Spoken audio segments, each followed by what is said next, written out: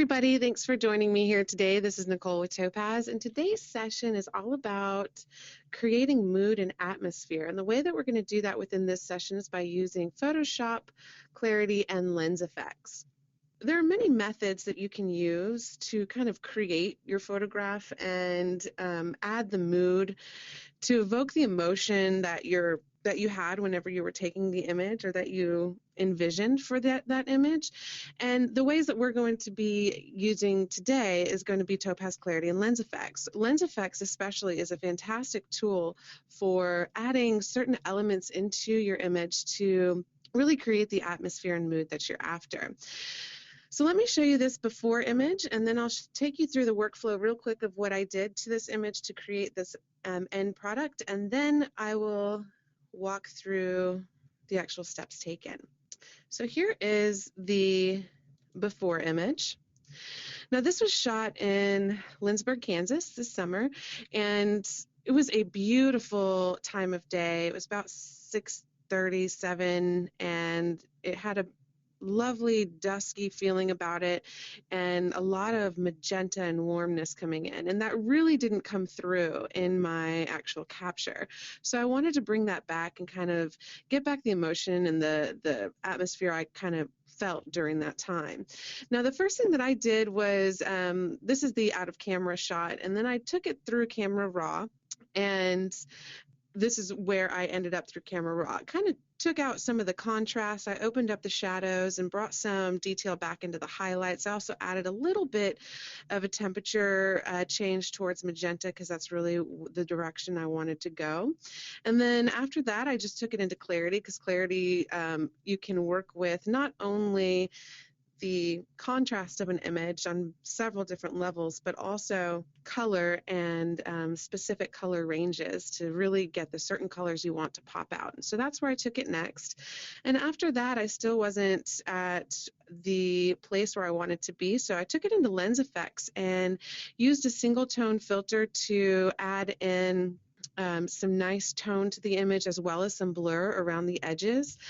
And I took that particular layer down to about 80% opacity. It was a little strong whenever I brought it back. And so to continue on with my workflow, I made a stamp layer at 100%. And then I decided I would go back into Lens Effects and really add some nice magenta or darker tones, especially to my foreground here. So my eye really went towards the church, and also added a little bit more of a blur around those edges. I also took that opacity down to about 70%. So then I made another stamp layer and ended with Clarity. And the reason I took it back into Clarity was because adding the tone into my image, I really lost some of the contrast that I wanted within the church and the trees and this particular focal range or focal plane. So I just went back into Clarity, kind of opened that area up, and ended up with this image. So let's start with our camera raw layer and go from there. Let me go ahead and get rid of all these other layers so we can start from here. All right, so camera raw, I'm going to go ahead and do a quick copy just by pressing Control J, and you can actually do Command J on a Mac, and I'm going to name this Clarity. And go into Clarity by Filter, Topaz Labs, Topaz Clarity. And within Clarity, again, what I was looking for was just kind of a slight pop and getting my contrast to really stand out, as well as getting some of the specific colors I was interested in, getting them a little bit more warmer and a little bit more saturated. I'm going to press Reset All and get back to my original image here, original image that I brought in. And I'm going to go over to my general collection. My general collection is going to have some really nice contrast and color pops, but they're not going to be super strong, and they're going to be specifically centered around certain types of contrast. And I really want my mid-tone contrast to stand out. So I'm going to come down to my mid or medium or low contrast boosts and pops and color pops and see where that takes me. So let's do low contrast, pop 1. Here's before and after. I'm liking that. It's a little dark in some of my shadows, but I can easily solve that issue over on the right-hand side. That's a little too much for me, so I'm still leaning towards this low contrast pop in 1, but I also want to see medium contrast and color boost and medium contrast and color pop 2, and I think I'm more interested in this low contrast in color pop 1. So I'm going to start there. Let me show you that before and after real quick. Here's before and after. So as easy as that, I add in some really beautiful contrast and a little bit of saturation pop with my colors. But I'm not quite to where I want to be with this particular step. One thing I notice is that I'm starting to get a little bit of blocking up in my shadows, not much, but I want to open that black level up just a little bit. So I'm going to come over to my right-hand side. Within my clarity module, I have a tone level area where I can specifically take certain things, take certain tones, the black level, midtones, and white level, and either brighten or darken them. I noticed that my black level is already at 0.1, and I don't necessarily want to take that up too much, but so I'm going to come up to my dynamics area, and instead of working with my tone level, I'm going to look at my high contrast and just take that to the left, because not only can you add contrast, you can also take away contrast. And if you see your brightest brights and your blackest blacks starting to either blow out or block up, then you can take that to the left and it starts to just open those up while still maintaining a really lovely contrast within the medium, low, and micro contrast. And I'm pretty happy at this stage. Now I'm going to come down into my hue, saturation, and luminance and open up the HSL filter area and work on my saturation and luminance of certain color ranges. This HSL filter breaks down into 9 sliders, 8 different colors, and then an overall slider down here at the bottom. Within the saturation for this preset, I see that the overall saturation has been taken to 0.1. I'm pretty happy with that, but I still want to bring out some of the greens, yellows, and reds. And then in my luminance, I want to take my blue sky just a little bit down. So I'm just going to come to my red color range and just take that up just a touch. Maybe even my orange just to brighten that up. Really get that feeling of dusk and sunset that was happening and for some reason was not captured. I'm going to take that yellow up as well, really warming up the image here. Maybe work on my greens. I'm actually fairly happy with my green. I'm going to take that back down to about 0.02. And I'll take my blue up as well, just a little bit, about 0.05. And now I'm going to go into my luminance, and I want to take my blue sky down. So I'm going to come to my blue slider and take that to the left. Maybe you could take my aqua down just a touch, and my magenta, because I noticed that the sky, as you get down to the horizon line, you can see it starts to turn magenta and purple. So I'm just going to take that down, kind of get some of the those colors a little bit darker.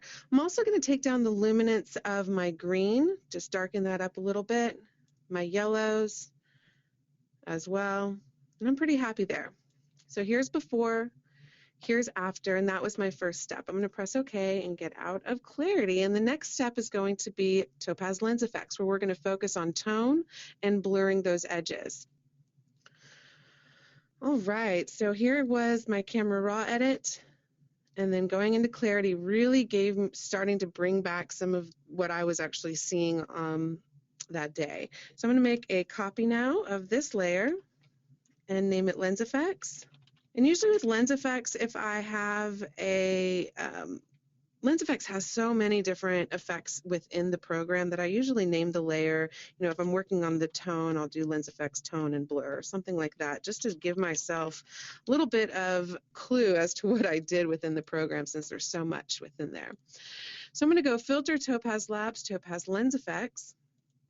And the first thing I'm going to focus on is my tone. I want to add a little bit of duskiness. So I'm going to go to my filter single tone, which is going to give me tone all over my image with just one type of tone, and that's fine. And usually what I do is start off with the presets and then just start, kind of going down and seeing how it affects my image. And there's a few different ones that I wanted to check out. One was the Old School Haze. I like that, Old School Haze 2. There we go. We're starting to get that magenta and kind of tone that I was looking for. I'm also going to check out the Warm Tone 1 and 2. So for me, it's between Warm Tone 2 and Old School Haze 2. And I think I like this direction a little bit more. So Old School Haze 2 is where I'm going to go. And I'm not even going to worry about coming over here to my color tone adjustments, but if it's just a little bit off, you can come over here to that tab, open that up, and take out certain colors or add in certain colors. And if it's starting to give it a little bit too hazy for you, you can come down in the image adjustments and actually change your contrast and brightness as well to get it exactly where you need to be. Once you're ready to go to your next effect within Lens Effects, you have to come down here to the lower right and press apply. So I'm going to do that. And now it's going to burn this effect into my image. Now I can move on to my blur. So what I will do is choose a certain blur that's pretty simple. So the center focus bokeh effect is going to be a very simple blur, but I still get to control my center point height and width. So I still have a semblance of control, and I can also change the type of blur from being a more hard blur with really strong bokeh shapes or a very soft creamy blur. And those are usually the things I focus on when it comes to blur. So I'm going to open up my bokeh adjustments over here on the right, and I'm going to click on my Effects Center button, go into the left and click directly on the focal plane or focal point that I want. And I'm just going to click on the church here. And now that my focal point is exactly where I want it to be, I'll take my blur mount way up so you can really see what's happening. There you go. You can see that the effect center is at the church. Now I can take my focus width. I'm going to widen that up and give myself more of a focal plane versus a point. And I'm going to take my focus height down because I really want the eye to go towards the church and those trees versus this really detailed foreground. So I'm just going to take that to the left some more. I can increase or decrease my transition, which will basically feather the edges of that blur effect, and then come into the blur amount, and I'm going to take that back down to where I want it to be because it's really heavy at this point. I'm going to take my focus width even more wide and really get an oval, very flat oval. And I'm pretty happy here. Let me take my width just a little to the left, maybe my blur amount a little to the right. And there we have our blur that adds in a really strong direction here within the image. I'm going to say apply and move on to the last effect I wanted to show you within Topaz Lens Effects, which is the graduated color.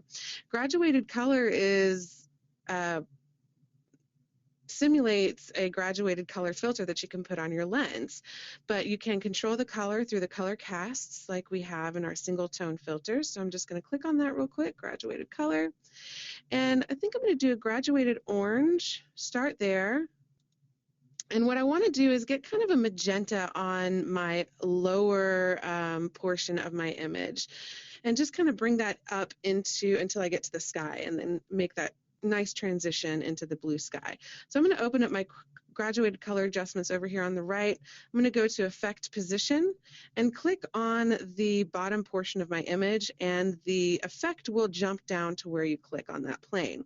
You can change the angle if you want, but I want mine to be completely horizontal, so I'll keep it there at 180. I want the amount to go up, region size to go up, and transition, maybe just a touch more transition happening there. And I definitely want to change the color. So I'm going to change that color by pressing select color and just choosing more of a magenta tone. And that's going to be pretty heavy, but I know I can come over here and take my amount out, way down. And now I start to feel like the light that I had in that scene in front of me is starting to be seen in this actual image.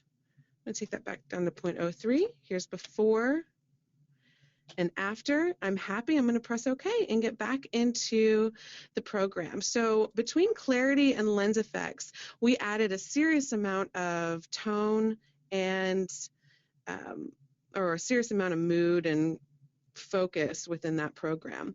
Now for me, I would take this opacity down to maybe about 0.8 or 80% because it was a little heavy. And I'll do a stamp layer by pressing Control-Alt-Shift-E. And now I have this layer at 100% that I can take within Topaz Clarity just to get a little bit more pop within the focal plane that I'm interested in. I'm going to do a copy of that stamp layer. I'll name that Topaz Clarity after we come back in. Just going to come into Topaz Clarity real quick and maybe work more with my micro contrast to really get some pop within the church area. So I'm going to do micro contrast boost 1, boost 2. And that's starting to give me what I want, but not quite. So let's look at that low contrast boost or medium contrast boost. I think I'm going to go with the low contrast boost 1 and come over here to my clarity module. I'm going to take my black levels up. I'm also going to take my white levels up and my midtones up just a touch. High contrast down. And last but not least, a very important factor here, I'm going to go into my masking area, which we have in Clarity. And I'm going to hide all of these adjustments and just paint it into the area where I want to add a little bit more contrast and pop. I definitely didn't want to add it within my foreground. So I'm just going to invert it by pressing the invert icon over here. Now I'm going to click on my reveal brush, make sure that I have my brush icon, and click my normal brush because I want to paint it in exactly where I want it to go. I don't want it to be too edge aware. And I'm going to take my strength down to about 50, brush size down, hardness, pretty soft. I'm just going to paint it exactly where I want it to go on the church. Coming into the road a little bit. Now this is a little heavy-handed right now, but it's just for the sake of the webinar, so you can really see on your screen the effects that are happening here. All right, so here is before and after. Just added a little bit more contrast, a little bit more pop to that focal plane, and I am happy. And that is a very quick tutorial. Actually, it went a little long, so I'm sorry about that, of how to use lens effects and clarity to add in mood and emotion and atmosphere to your image. Again, if you want to sign up for upcoming sessions, you can do so at topazlabs.com/webinars. Happy Quick Tip Thursday, everybody. I hope you're able to join us again soon. Thank you. Bye-bye.